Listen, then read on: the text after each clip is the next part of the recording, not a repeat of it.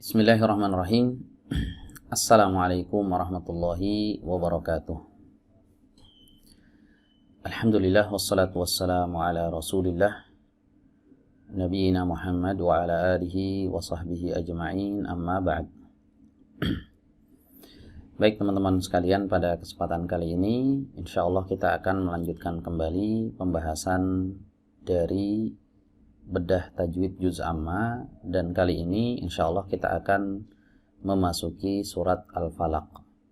Ya, di video sebelumnya kita sudah selesai membahas surat An-Nas ayat per ayat. Nah, buat teman-teman yang belum nonton video sebelumnya silahkan ditonton terlebih dahulu. Ya, link playlistnya sudah kami letakkan di kolom deskripsi. Sekarang insyaallah kita masuk ke surat Al-Falaq. Dan di video kali ini insyaallah kita akan bahas surat Al-Falaq ayat yang pertama. Baik, saya akan bacakan teman-teman. Ya, surat Al-Falaq ayat yang pertama. A'udzu billahi minasy syaithanir rajim. Bismillahirrahmanirrahim. Qul a'udzu birabbil falaq. Baik, kita bahas dari huruf yang pertama, yaitu huruf qaf. Huruf qaf adalah huruf yang dikeluarkan dari pangkal lidah. Ya, dari pangkal lidah. Di mana tuh pangkal lidah? Pangkal lidah itu bagian lidah yang paling dalam dan terlihat saat kita membuka mulut. Ya, jadi kalau kita buka mulut lebar seperti ini, kita lihat bagian yang paling dalam. Nah, itulah disebut dengan pangkal lidah. Dia hampir ke tenggorokan ya. Ya, bahkan dia bersebelahan dengan tenggorokan. Nah, kalau misalnya teman-teman membuka mulut ya lebar, kalau manusia normal itu biasanya ada anak lidah yang bergantung di atas seperti ini.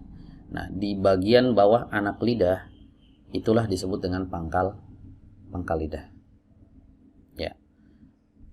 Ini kalau diilustrasikan seperti ini teman-teman. Ini ujung lidah, ini pangkal lidah di sini. Nah, kelihatan ya teman-teman ya. Nah, ini pangkal lidah di sini. Pangkal lidah dipertemukan dengan langit-langit yang lunak. Langit-langit di atasnya yang lunak. Ya, langit-langit ini ada dua bagian. Ya, langit-langit atas ada dua bagian, ada yang keras dan ada yang lunak. Kalau kita meraba langit-langit kita dengan jari, itu terasa keras teman-teman. Nah, tapi kalau kita masuk lagi ke dalam, nanti kita akan jumpai bagian langit-langit yang lembut, yang daging saja, tidak ada tulang di sana. Nah, ini yang disebut oleh para ulama dengan istilah al-hanakul lahmi. Ya, bagian langit-langit yang berupa daging yang lembut. Nah, pangkal lidahnya ditempel ke sana, teman-teman. Ko, ti, ku. Ya, enggak sampai ko, pi, ku. Nah, enggak sampai begitu. Tapi ko, pi, ku. Biasa saja. Ya. Nah, huruf qaf ini berharokat dhammah. Ya, sebagaimana kita ketahui, harokat dhammah ini adalah harokat yang cara melafalkannya dengan memajukan bibir. Nah, maka agar harokat dhammah ini menjadi sempurna dan qafnya juga dapat, ya teman-teman boleh melakukan persiapan terlebih dahulu. Maju dulu bibirnya, qul. Nah, baru nanti dimundurkan saat mengucapkan huruf lam. Qul, seperti itu. Ya, kalau mau dari belakang, qul juga boleh. Ya, dari belakang posisi mulutnya normal. Qul, nah, boleh. Mau dari depan, qul tinggal mundur, itu juga tidak masalah. Dua-duanya sahih. Ya, selama tidak ada suara liar seperti kuwel. Nah, itu nggak boleh. Nah, pertanyaannya, apakah memang harus dimundurkan bibirnya? Ya, apakah tidak boleh kita katakan kul? Ya, jawabnya tidak boleh. Ya, kalau bibirnya maju saat kita mengucapkan huruf lam, kul, maka ini akan berpotensi huruf lamnya nanti dibaca dengan tebal, teman-teman. Nah, ini nggak boleh. Huruf lam memang bisa dibaca tebal, bisa dibaca tipis, tapi dalam kasus ini huruf lam wajib dibaca tipis, tidak boleh dibaca tebal. Nah, untuk menyempurnakan ketipisannya, maka posisi bibir itu tidak boleh ada di depan. Kul, nah ini menebal. Kul, nah ini menipis. Ya, jadi ditarik teman-teman ya. Kul, kul. Nah, sekarang kita masuk ke huruf lam. Huruf lam ini adalah huruf yang keluar dari sisi lidah bagian depan. Ya, dari sisi lidah bagian depan. Dari sini teman-teman. Ini lidah, ini sisinya, ini pinggir lidah atau sisi atau tepi lidah. Ya, tepi lidah ini terbagi dua, ada tepi belakang di sini, ya, sini ya, tenggorokan, geraham, ya, dekat gigi geraham.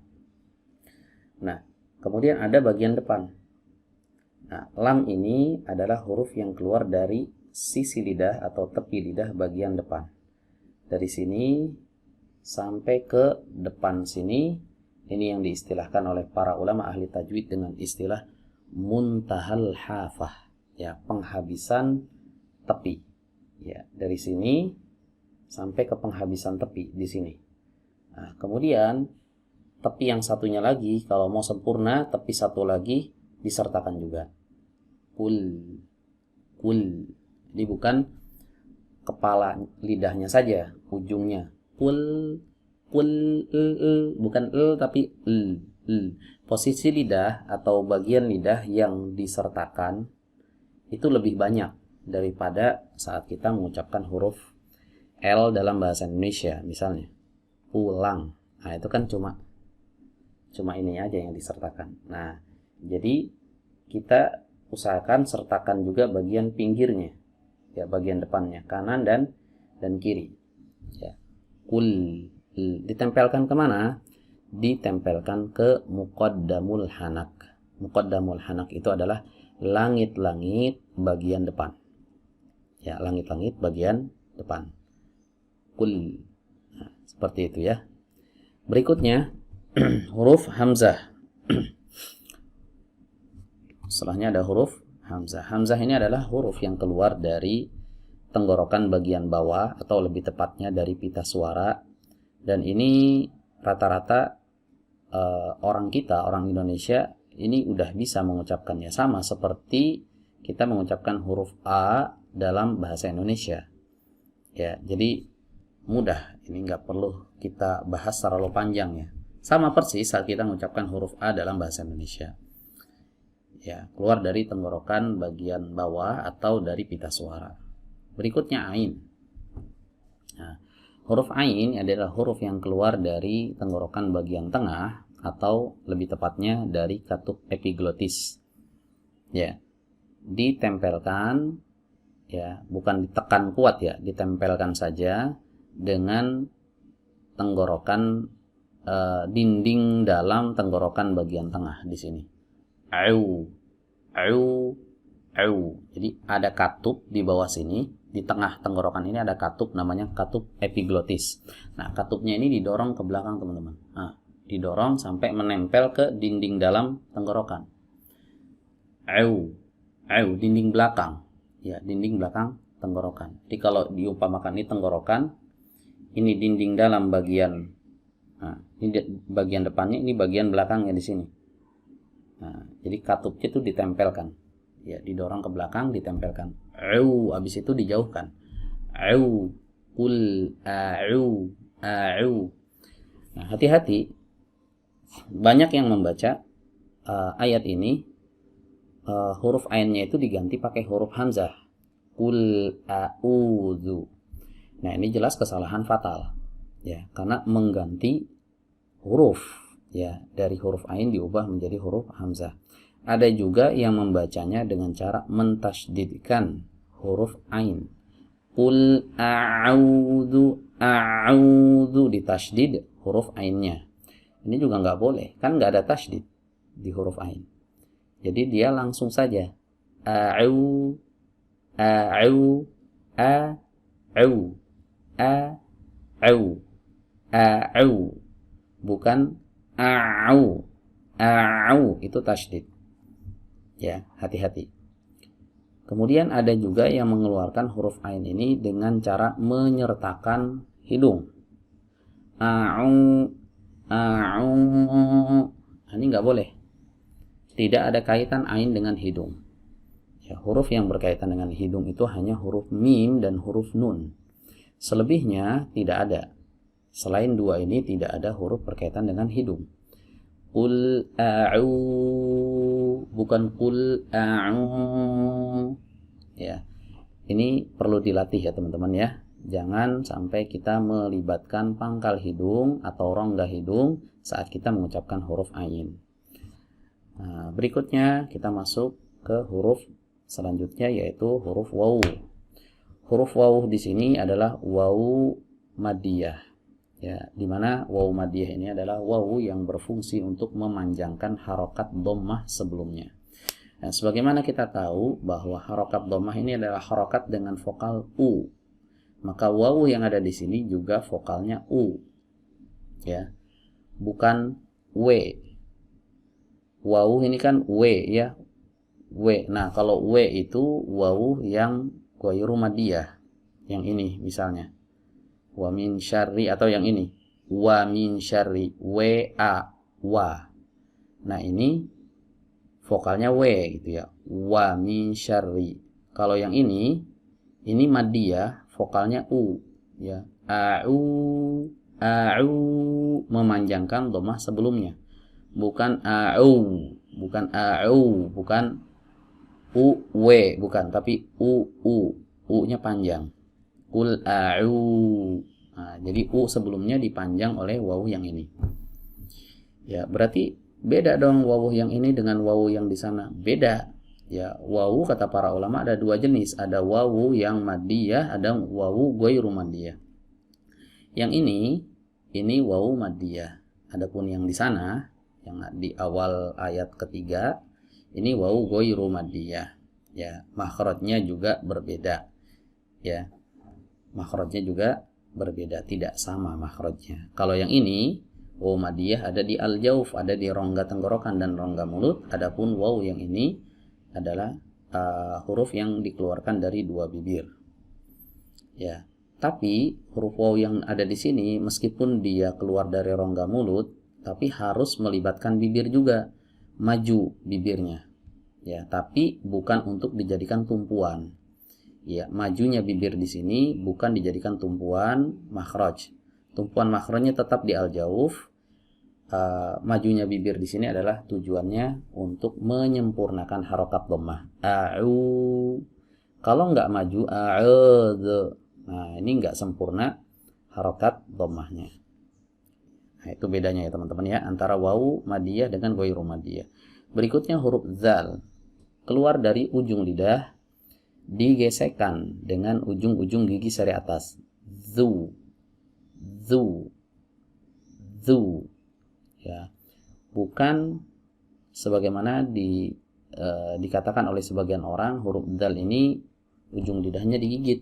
Du. Nah, ini salah. Atau ditempel saja. Du. Ini juga kurang tepat. Yang benar dia digesek. A'udzu. Zu. Nah, pertanyaan, apakah saat kita mengucapkan huruf zal di sini mesti kita memundurkan bibir atau tidak? Apakah a'udzu dengan cara memundurkan bibir, ataukah kita tetap bibirnya di depan? A'udzu. Nah, sebenarnya di sini ada khilaf ya di kalangan para ulama ahli tajwid kontemporer ya. Sebagian ada yang mengatakan mesti ada irja, dimundurkan, a'udzu. Sebagian yang lain mengatakan tidak perlu dimundurkan, a'udzu. Sebenarnya dua dua cara ini, mau yang mundur ataupun yang dimajukan saja, dua-duanya sebenarnya punya potensi kesalahan. Kalau kita tidak melakukan kesalahan ini, menurut saya pribadi, wallahu alam, silahkan kita mau maju saja atau kita mau mundur saja, dimundurkan juga nggak masalah.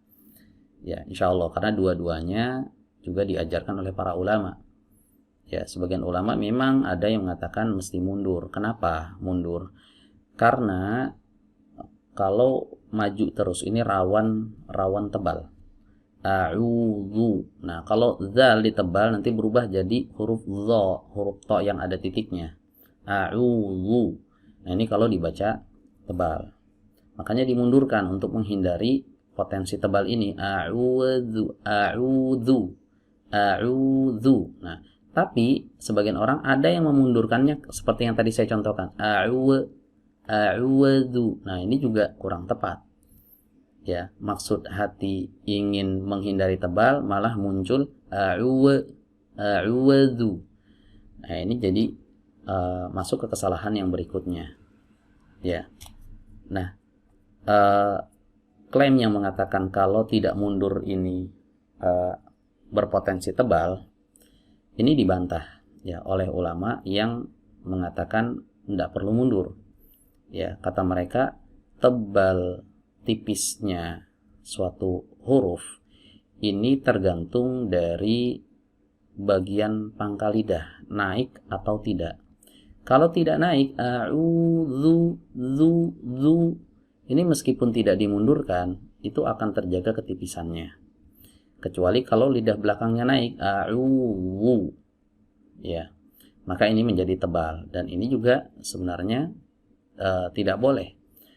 Ya, sepakat ulama yang mengatakan wajib mundur ataupun tidak wajib mundur, ya, ini sepakat nggak boleh menebalkan huruf zal yang ada di sini.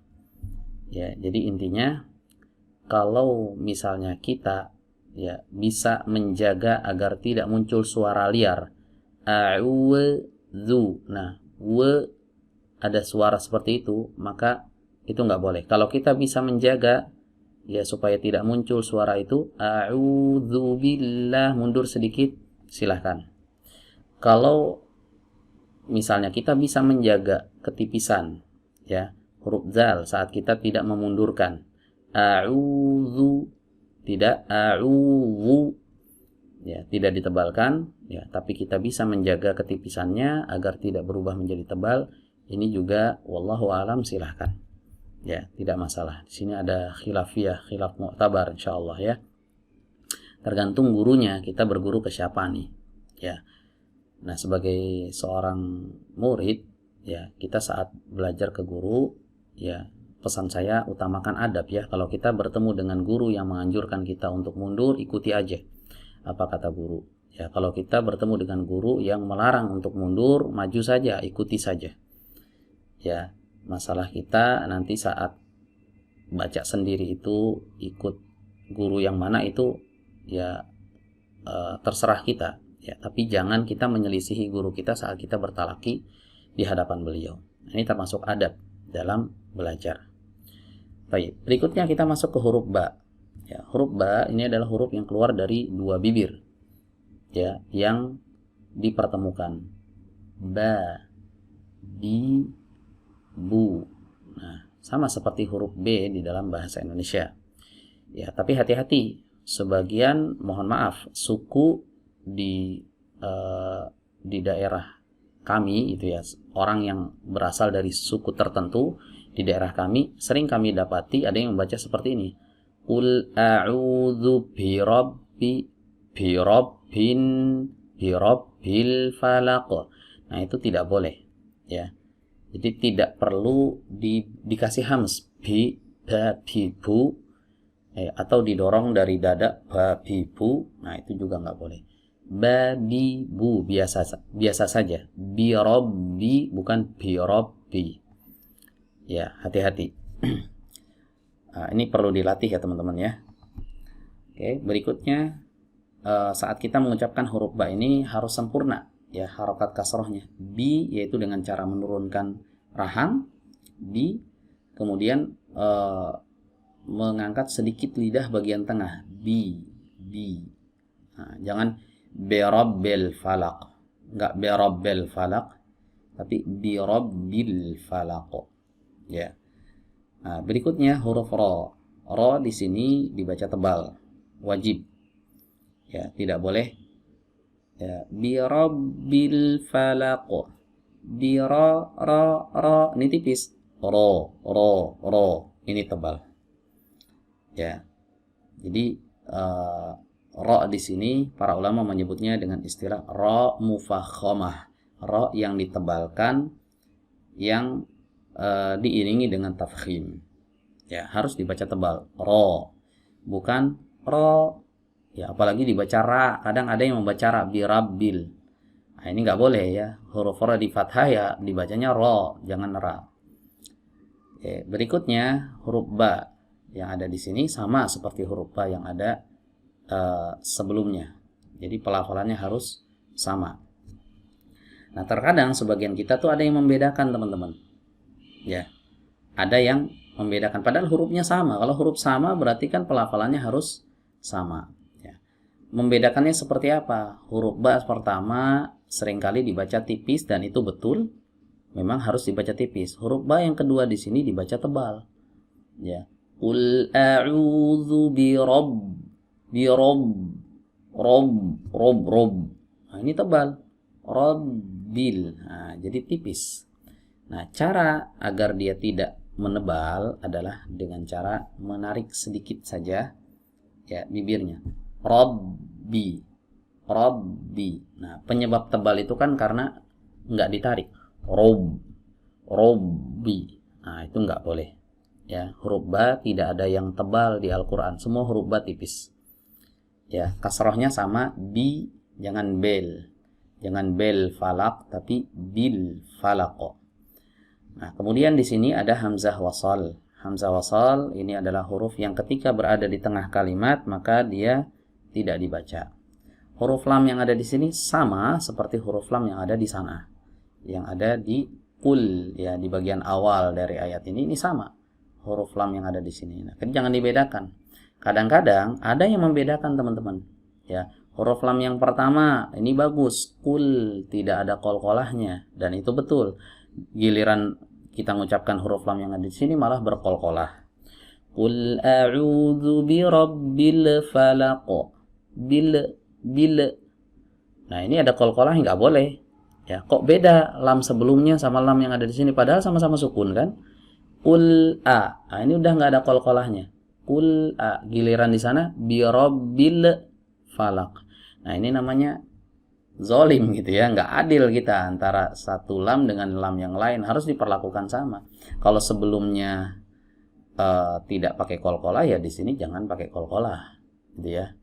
Kalau sebelumnya pakai qalqalah bagaimana? Di sini pakai qalqalah juga ya, nggak boleh ya, karena huruf lam nggak punya sifat qalqalah ya. Jadi kalau sebelumnya pakai qalqalah ya berarti sebelumnya salah ya. Jadi harus dibetulkan, lam tidak punya qalqalah ya.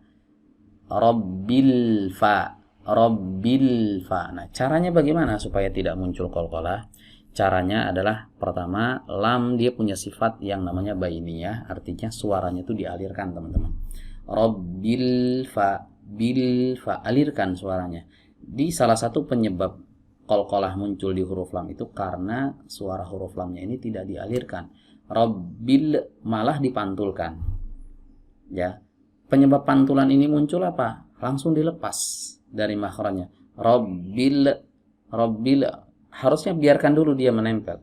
Rabbil bil fa bil falaq. Ya. Ini dilatih teman-teman ya. Berikutnya huruf fa. Huruf fa ini adalah huruf yang keluar dari ujung-ujung gigi seri bertemu dengan perut bibir bawah. Ujung gigi seri. Ini yang di atas teman-teman ya. Yang ini yang atas bertemu dengan perut bibir bawah. Fa, perut bibir itu yang ini. Nah, ini kalau ditarik bibirnya ke bawah, ini kelihatan perutnya di sini. Nah, ujung lidah itu ditempelkan ke situ. Fa, fi, fu. Nah, kemudian didorong dengan angin yang kuat karena huruf fa memiliki sifat hams dan juga punya sifat rakhawah. Fa, fi, fu. Nah, sebagian dari saudara-saudara kita, ya sebagian suku tertentu, ini mohon maaf bukan ingin menyinggung suku apapun, tapi memang kebanyakan dari teman-teman saudara-saudara kita yang berasal dari suku tertentu ada yang baca pakai huruf P. P dalam bahasa Indonesia Robbil Falaq, pakai huruf P. Ya, ini nggak boleh. Fa, fi, fu, falaqo, bukan palaqo. Ya, bukan pakai huruf P, tapi pakai huruf fa, fa, fi, fu. Ya, ini dilatih teman-teman ya. Terkadang gini, sepotong gini kita bisa fa, fi, fu, tapi ketika kita suruh baca dari awal, kita disuruh baca nih dari awal, nanti berubah lagi. Qul a'udzu birabbil falaq, pakai huruf P lagi. Nah, tapi kalau misalnya coba bisa nggak fa, fi, fu? Bisa. Fa, fi, fu, af, if, uf. Nah, coba baca dari awal. Qul a'udzu birabbil falaq, pakai P lagi. Nah, ini sering kali terjadi seperti itu. Ya, kita bisa saat dipisah fa, fi, fu, tapi belum tentu kita bisa saat kita merangkainya dalam kalimat ayat seperti ini. Nah, maka ini perlu latihan ya. Perlu latihan, harus konsisten. Ya, saat kita membaca huruf fa ini dalam keadaan terpisah harus sama suaranya dengan saat kita membaca huruf fa saat ia digabung dengan huruf yang lain. Ya, baik, huruf fa di sini harokatnya fathah dan dibaca tipis. Fa, jangan fa. Jangan falaq, tapi fa, la. Nah, huruf lamnya juga tipis, teman-teman ya. Nah, sekarang kita masuk ke huruf lam. Lam tadi udah kita sebutkan makhrajnya ada di sisi lidah bagian depan. Ya, dibaca tipis. La, jangan lo. Jangan lo, tapi la. Fa, la. Fa, la, dua-duanya tipis. Fa-nya tipis, lamnya tipis. Bukan fala. Ya, sering tuh banyak yang membaca fa di sini ditebalkan. Qul a'udzu birabbil falaq. Falaq. Nah, ini tebal semua ini harusnya. Qul a'udzu birabbil falaq. Fa, la. Fa, la. Caranya teman-teman bisa tarik sedikit mulutnya ke samping, mirip seperti senyum. Fa, la. Ya, tapi jangan berlebihan. Faliq. Nah, ini nanti berlebihan malah jadi miring ya. Oke, berikutnya masuk ke huruf qaf. Tadi udah kita sebutkan huruf qaf yang ada sebelumnya di huruf pertama, dia keluar dari pangkal lidah. Ya, dia keluar dari mana? Dari pangkal lidah, bertemu dengan langit-langit di atasnya. Aqo, qa, qi, u, aqo. Falaqo. Nah, hati-hati teman-teman saat kita mengucapkan huruf qaf yang sukun. Ini kan kasrohnya nanti dibuang saat kita waqaf ya. Saat waqaf harokat apapun dibuang. Ya. Falaqo, tidak dibaca falaki, tidak. Falaqo. Ia menjadi sukun. Ini disebut dengan sukun arid. Ya, namanya sukun arid, sukun yang muncul karena adanya waqaf. Ya, asalnya bukan sukun, asalnya kasroh. Nah, huruf qaf saat dalam keadaan bersukun maka qalqalahnya akan nampak jelas. Ya. Nah, hati-hati saat kita mengucapkan huruf qaf yang qalqalah. Ya, huruf qafnya terkadang udah bener nih makhrajnya, qalqalahnya ini yang kurang tepat. Ya, hati-hati. Yang pertama ada beberapa catatan di sini. Hati-hati, qalqalah itu tidak dibuat-buat, teman-teman. Dia keluar pantulan yang keluar secara natural. Falaqo, bukan falaqe. Falaqo. Nah, itu dibuat. Falaqo. Jadi otomatis dia keluarnya, ya. Ini yang pertama. Yang kedua, qalqalah itu mengikuti tebal, pantulan itu mengikuti tebal tipisnya huruf. Nah, karena huruf qaf ini adalah huruf tebal yang memiliki sifat isti'la, maka pantulannya pun harus tebal. Falaqu, bukan falaq, jangan ditipis, tapi ditebalkan. Yang ketiga, saat kita memantulkan huruf qaf ini, jangan sampai kita memunculkan huruf hamzah. Falaqo, falaqo, ya, falaqo. Falaqo ini ada, falaqu. Nah, falaqu tidak ada hamzah. Falaqu, bukan falaqo, falaqu. Ya. Kemudian yang ketiga, yang keberapa? Yang keempat. Ya, hati-hati, terkadang ada tamtid di sini. Ya, bukan sering kami dapati seorang yang membaca pakai tamtid. La-nya diayun masuk ke huruf qaf. Jadi seperti agak memanjang. Qul a'udzu birabbil falaq. Nah, falaq. laq di ayun, nggak boleh. Laq langsung masuk dari lam ke huruf qaf. Qul a'udzu birabbil falaq. Ya, falaq. Ini bukan falaq. Nah, jangan dikasih hamzah, falaq. Jadi dipantulkan biasa saja tanpa menutup pita suara. Ini kalau ditutup falaq. Nah, ini ditutup pita suaranya muncul hamzah. Ya, hati-hati di sini. Baik, mungkin kita cukupkan dulu sampai di sini pembahasan kali ini. Ya, terkait surat Al-Falaq. Ya, saya baca dulu ya teman-teman ya 3 kali. Silakan teman-teman simak. Qul a'udzu birabbil falaq. Qul a'udzu birabbil falaq. Qul a'udzu birabbil falaq. Ya, demikian yang bisa disampaikan. Kurang lebihnya mohon maaf. Akhirul kalam. Barakallahu fikum. Wassalamualaikum warahmatullahi wabarakatuh.